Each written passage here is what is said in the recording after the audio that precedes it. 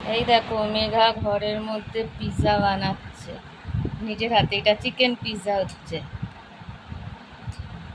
এই যে এই সস আর এই যে চিজ আর এই ব্রেড তোমাদের দেখাচ্ছিলাম।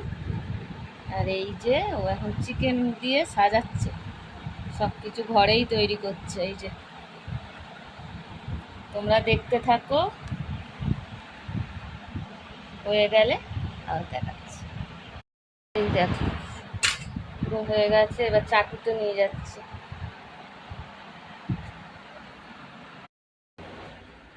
এই দেখো ওয়াও গাইস, এই দেখো কি সুন্দর হয়েছে।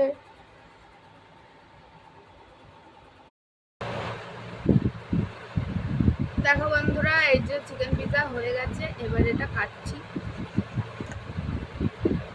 আর পনিরেরটা এখন হচ্ছে, ওটা বানাতে দিয়েছি, ওটা হয়ে গেলে তারপর তোমাদেরকে দেখাবো।